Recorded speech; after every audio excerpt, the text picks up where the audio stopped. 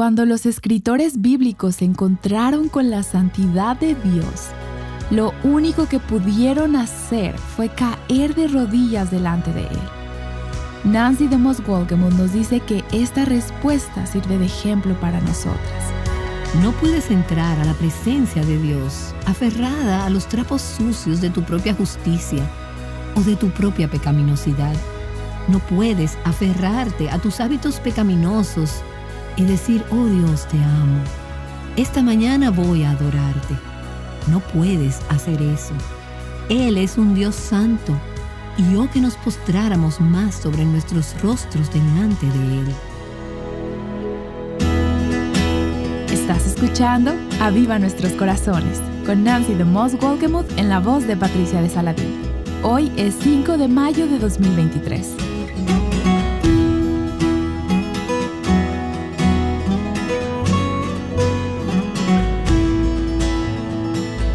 Antes de que Juan escribiera el libro de Apocalipsis, vio maravillas increíbles, cósmicas. Pero la visión más importante fue la de Cristo mismo.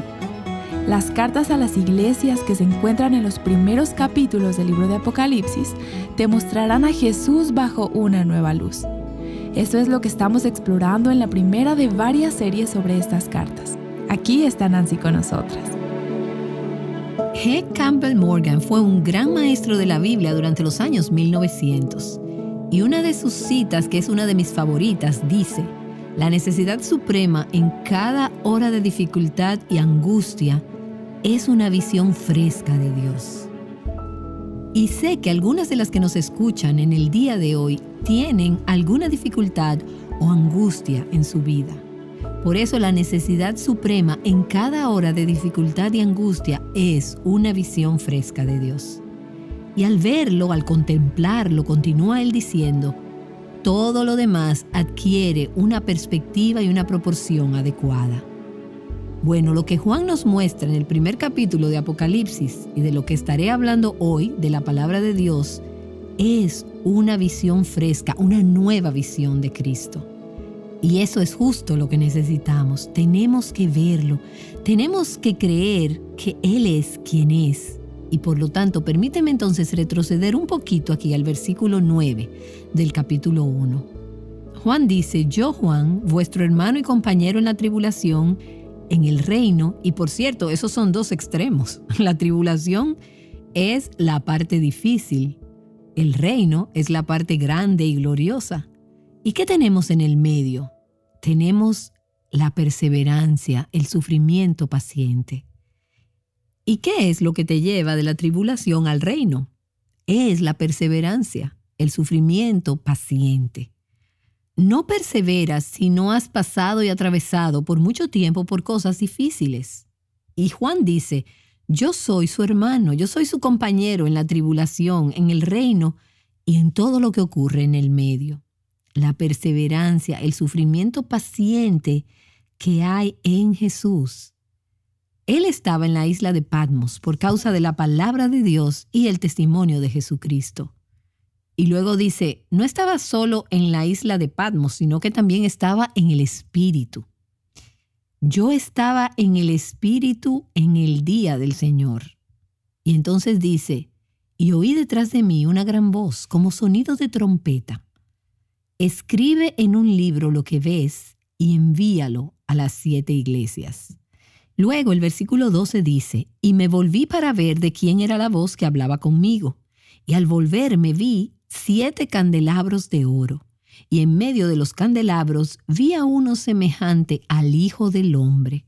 Estaba vestido con una túnica que le llegaba hasta los pies y ceñido por el pecho con un cinto de oro. Y este es Cristo, nuestro sumo sacerdote. Su cabeza y sus cabellos eran blancos como la blanca lana, como la nieve. Sus ojos eran como llama de fuego. Y hablamos de cómo con sus ojos Él lo ve todo y lo sabe todo. Son ojos penetrantes. Sus pies semejantes al bronce bruñido cuando se le ha hecho refulgir en el horno. Y su voz como el estruendo de muchas aguas. La voz del Señor es poderosa. Y Dios dice, este es mi Hijo, escúchenlo. Ahora, él continúa en el versículo 16 ampliando esta visión de Cristo. Y mientras leemos esto, quiero recordarles la singularidad de Jesús. Él no es un Dios entre otros dioses. Él no es solo un líder religioso. Él es Dios. Y Él está por encima de todos los dioses con D minúscula del universo. Él no es solo alguien a quien podemos añadir a nuestro arsenal de dioses. Él es único. No hay nadie como Él. No hay otro Dios como Él. Y dice en el versículo 16, en su mano derecha tenía 7 estrellas, y de su boca salía una aguda espada de 2 filos. Su rostro era como el sol, cuando brilla con toda su fuerza. Ahora, a medida que vives en un pasaje como este, tienes la impresión de que a Juan le faltaron palabras para describir lo que él estaba viendo. Era una visión del Cristo glorificado tan brillante, tan enceguecedora. Juan conoció a Jesús. Juan había vivido con él durante 3 años. Él lo conoció en esta tierra. Incluso Juan había visto un destello de su gloria en el monte de la Transfiguración. Pero ahora Juan estaba viendo a este Cristo con una profundidad y de una manera que nunca había tenido el privilegio de ver antes. De la manera en que algún día nosotras también vamos a ver a Cristo. Y cuando lo veamos, seremos transformadas a su semejanza y vamos a ser como Él es. Nosotras le veremos tal como Él es. Pero ahora echemos un vistazo a través de estos diferentes símbolos que aparecen aquí. Dice que en su mano derecha tenía 7 estrellas. La mano derecha en las Escrituras y en otras aplicaciones es un símbolo de poder. La diestra de la majestad de Dios es también un símbolo de control. El versículo 20 que veremos más adelante en esta serie nos dice que las 7 estrellas que Jesús tiene en la mano derecha son los ángeles de las 7 iglesias. Y hablaremos de lo que son, pero son una especie de mensajeros, cierto tipo de líderes espirituales. Y las Escrituras dicen que Jesús sostiene a esos líderes, los líderes de las iglesias. Él los sostiene en su mano derecha. Existe control, hay autoridad, hay poder sobre ellos. Y dice que de su boca salía una aguda espada de 2 filos. Lo que Jesús le va a decir a las iglesias, lo que vamos a examinar a fondo a lo largo de esta serie, en los capítulos 2 y 3, las cartas a las 7 iglesias, lo que Jesús va a decirle a estas iglesias es penetrante, es incisivo, es profundo. Lo que Él dice es como una espada aguda de 2 filos. Y el veredicto que Él pronuncia sobre estas iglesias es preciso. Aquí no hay punto de argumentación. Y entonces esta espada sale de su boca. Y creo que también es una imagen de cómo Él defiende a su iglesia en contra de aquellos que la atacan. A lo largo del libro de Apocalipsis verás cómo Él usa la espada que sale de su boca como su palabra para vencer a sus enemigos. En Apocalipsis capítulo 19, una de mis partes favoritas de todo el libro, de hecho, de toda la Biblia, vemos a Jesús que viene cabalgando victoriosamente sobre un caballo blanco. Y dice, de su boca sale una espada afilada, aguda, para herir con ella a las naciones. Y en ese pasaje del capítulo 19 dice que los reyes de la tierra y sus ejércitos se han reunido contra el Señor y viene este hombre sobre el caballo blanco con una espada aguda que sale de su boca, la palabra de Dios. De hecho, ese es el nombre dado al hombre sobre el caballo blanco. Su nombre es el Verbo de Dios. Y con esa espada, Él golpea a sus enemigos. Dice que a todos los que hicieron guerra contra Él fueron muertos con la espada que salía de la boca del que montaba el caballo. Amigas, la palabra de Dios es poderosa en tu vida, habla a tu vida, habla a tu corazón, penetra, te atraviesa, te dice lo que necesitas saber, pero también es poderosa para que la puedas utilizar contra los enemigos de Dios. Úsala contra Satanás cuando eres tentada, como lo hizo Jesús cuando fue tentado. Los enemigos son derrotados por la palabra de Dios. Y cuando te encuentres razonando con ese adolescente irracional, o con tu hijo de 3 años de edad o algún otro, sea quien sea, usa la palabra de Dios. Tus propias palabras no son lo suficientemente poderosas como para derrotar a los enemigos de Dios. Cuando entras en discusiones acerca de la legitimidad y de la validez del cristianismo, no confíes en tus propias palabras. La palabra de Dios es poderosa. La fe viene por el oír y el oír por la palabra de Dios, como espada que sale de su boca. La palabra de Dios es cortante, es efectiva, es eficaz. Y luego dice su rostro, y en algunas traducciones dice su rostro era como el sol cuando brilla con toda su fuerza. Imagínate eso. Juan está contemplando esta visión. Y se dice que es como mirar al sol, es mediodía, no es al amanecer o al atardecer. Todo lo que podemos ver ahora de Cristo es el amanecer o el atardecer, pero un día lo veremos en toda su plenitud, en todo su resplandor, en toda su gloria y en toda su belleza. Esto es como la gloria de Dios que se ve en el rostro de Jesucristo. Y sabes, el sol puede ser una bendición o una maldición, dependiendo de cómo te esté afectando. El sol puede calentar, te puede bendecir, puede hacer que las cosas crezcan, pero también te puede cegar, te puede quemar, puede destruirnos. Y vemos a Cristo y su presencia haciendo ambas cosas en el libro de Apocalipsis. Por un lado vemos la destrucción de sus enemigos, quienes se niegan a arrepentirse. Él les brinda todas las oportunidades para arrepentirse, pero se niegan a hacerlo. Incluso cuando Él envía los primeros juicios para provocar arrepentimiento, ellos todavía se niegan a arrepentirse. Y en última instancia, la gloria deslumbrante de Dios es lo que los destruye. Pero sin embargo, tenemos también a aquellos que sí creen, que se arrepienten. En ellos, Él hace resplandecer la belleza de su rostro y somos transformados. Hemos sido bendecidas, hemos sido acogidas y nos alienta la presencia y la gloria del Cristo vivo. En 2 Corintios capítulo 4, en el versículo 6 dice, pues Dios que dijo que de las tinieblas resplandeciera la luz, es el que ha resplandecido en nuestros corazones para iluminación del conocimiento de la gloria de Dios. ¿Dónde? En la faz de Jesucristo. En su rostro es donde vemos la gloria de Dios. Ahora, las iglesias están representadas por estos candelabros y Jesús está en pie en medio de los candelabros.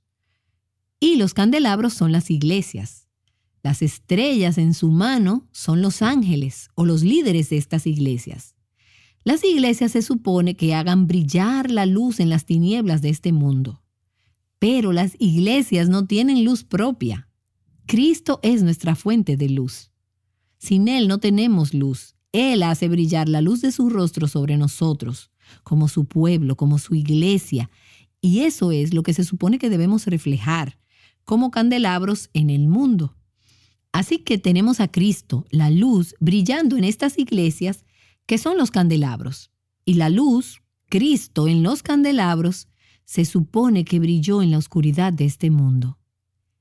Entonces, ¿cómo Juan responde a esta impresionante visión? Versículo 17. Cuando le vi, caí como muerto a sus pies. La visión de la gloria y de la santidad de Cristo es más de lo que puede soportar su humanidad pecadora. Y si pudiéramos verlo tal como Él es, también sería más de lo que podríamos resistir en nuestra humanidad pecadora. Este fue también el caso de otros en las Escrituras. Hay una serie de relatos que son similares. Permíteme leerte un pasaje del libro de Daniel que tuvo una visión muy similar. Y voy a leer Daniel capítulo 10, donde él dice, «Alcé los ojos y miré, y he aquí había un hombre vestido de lino, cuya cintura estaba ceñida con un cinturón de oro puro de Ufaz. Su cuerpo era como de berilo. Su rostro tenía la apariencia de un relámpago. Sus ojos eran como antorchas de fuego». ¿Y no te suena esto como algo que hemos estado leyendo? Sus brazos y pies como el brillo del bronce bruñido, y el sonido de sus palabras como el estruendo de una multitud. Creo que esta fue una aparición de Cristo en el Antiguo Testamento, lo que los teólogos llaman una cristofanía. Y sigue diciendo, y solo yo, Daniel, vi la visión. Los hombres que estaban conmigo no vieron la visión, pero un gran terror cayó sobre ellos y huyeron a esconderse. Me quedé solo viendo esta gran visión y no me quedaron fuerzas y mi rostro se demudó, desfigurándose, sin retener yo fuerza alguna. Pero oí el sonido de sus palabras.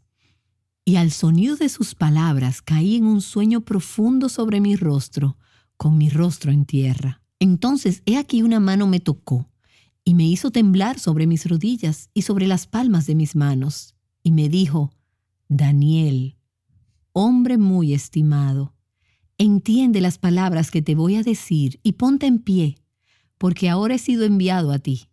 Cuando él me dijo estas palabras, me puse en pie temblando. Él tembló en la presencia del Señor. En nuestra generación hemos hecho énfasis en lo que los teólogos llaman la inmanencia de Dios. Eso significa su cercanía, su proximidad.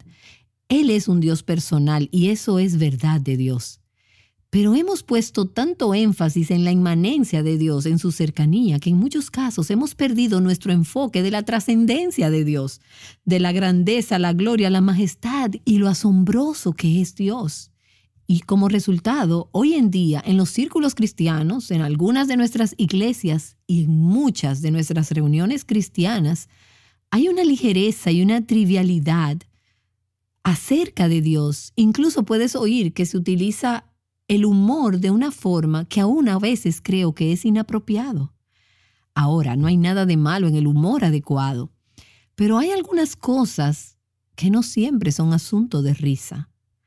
Y la gloria de Dios es una de ellas. Y creo que hoy en día hemos perdido en gran parte el sentido de la grandeza de Dios y el temblor que debe haber en la presencia de ese Dios.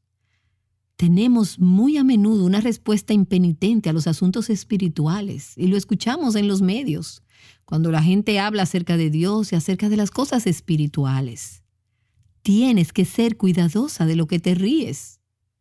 Hoy hay falta de seriedad y tratamos a Dios como si Él fuera igual que nuestro vecino. Pero Él no es nuestro vecino. Él vive, Él mora en nosotras.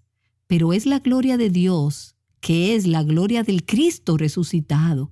Y si tuviéramos algún concepto de lo santo, poderoso e impresionante que Él es, temblaríamos en su presencia. Estaríamos postradas sobre nuestros rostros. Y creo que en los tiempos de avivamiento, esta es una de las características señaladas de los verdaderos avivamientos. Hay una impresionante conciencia de la presencia de Dios que hace que los hombres y las mujeres se postren sobre sus rostros, en el suelo delante de Dios, con convicción de pecado y convencidos de su santidad. Hoy en día rara vez se ve ese tipo de temblor en nuestros círculos cristianos. Pero cuando Dios viene y se mueve en avivamiento, cuando vemos a Cristo como Él es, tenemos ese tipo de temor y reverencia. Como dice el Salmo 2, sirvan al Señor con temor, con temblor, ríndanle alabanza, bésenle los pies, no sea que se enoje y sean ustedes destruidos en el camino. Aquí puedes ver la inmanencia, pero también puedes ver la trascendencia. Sirve al Señor con temor, con temblor ríndele alabanza. Ese es el Dios trascendente. Y luego, por su misericordia y por su gracia, bésalo, acércate al propiciatorio, a ese trono de misericordia, porque Él ha derramado su sangre para que podamos acercarnos a ese lugar sagrado. Y es increíble que podamos llegar a ese lugar santísimo, donde antes de la cruz nadie más que el sumo sacerdote una vez al año se atrevía a entrar.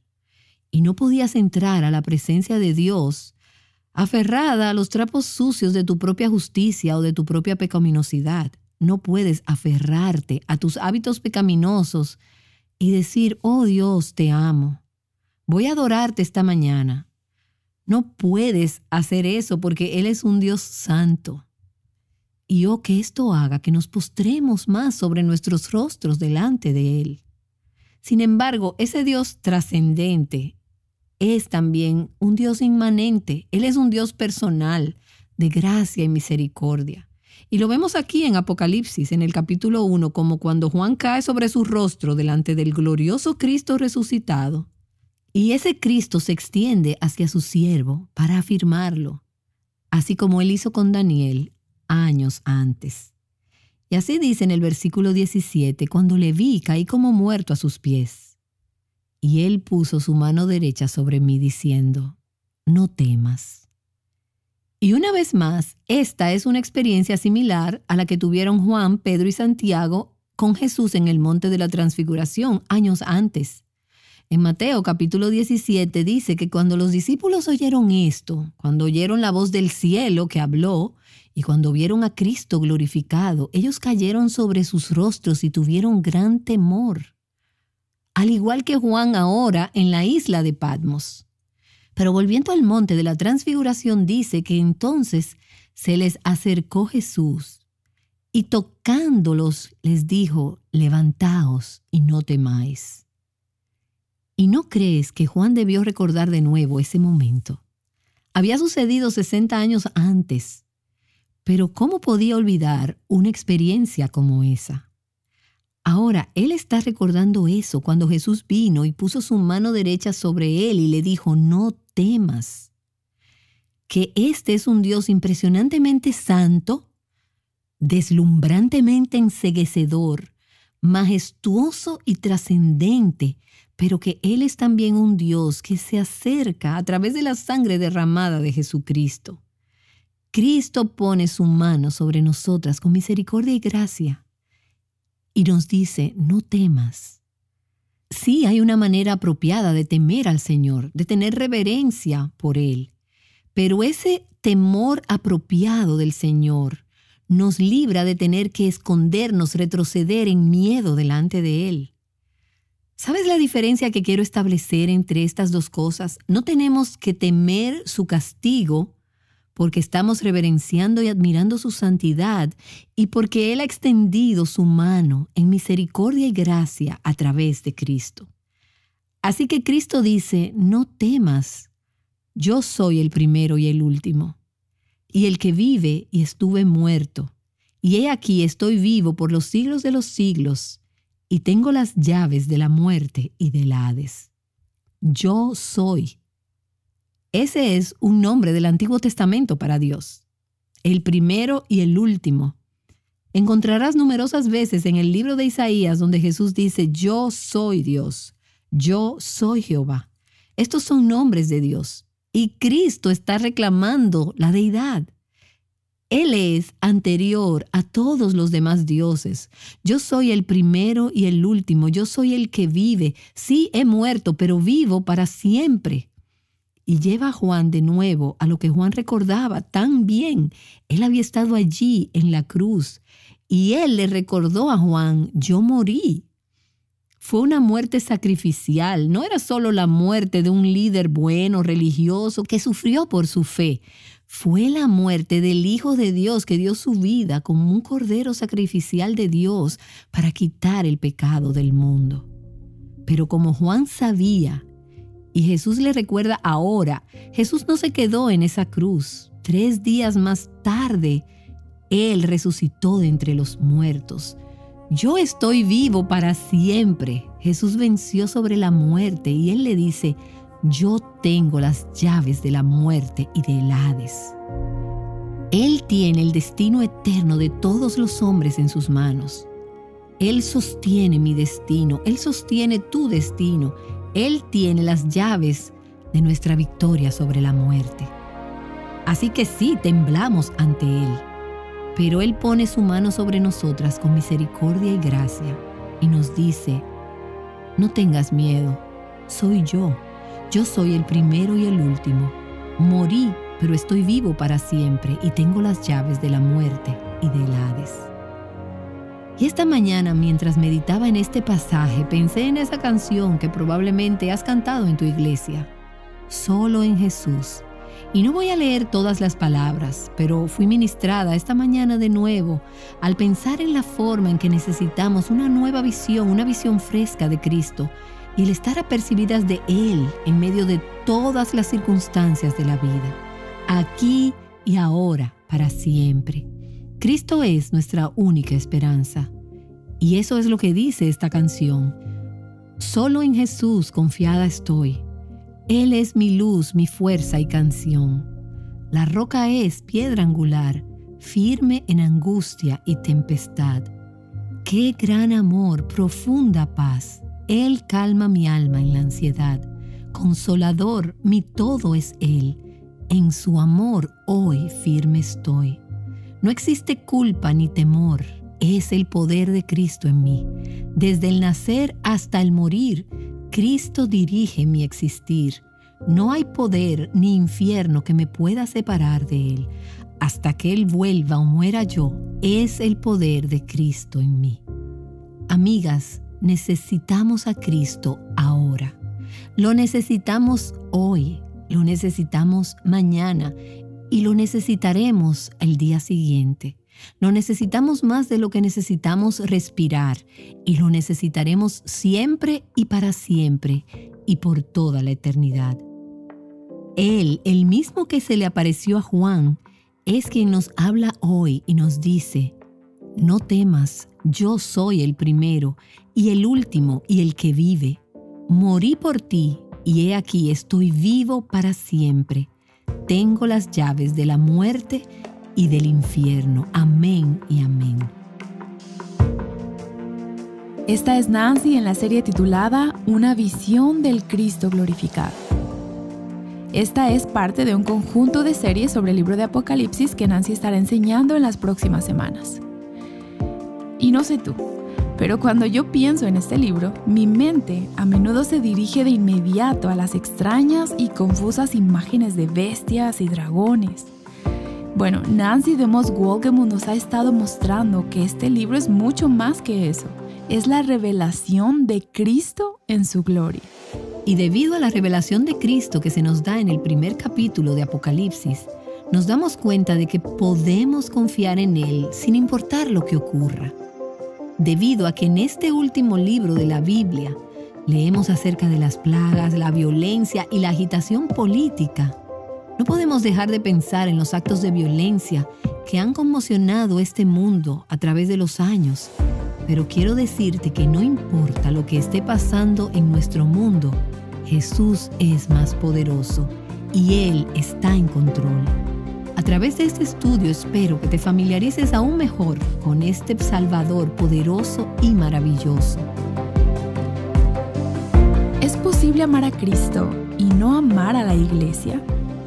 El libro de Apocalipsis responde esta pregunta y Nancy tratará este tema el lunes. Espero que regreses con nosotras para el próximo episodio de Aviva Nuestros Corazones. Contemplando a Cristo juntas, Aviva Nuestros Corazones es un ministerio de alcance de Reviver Hearts.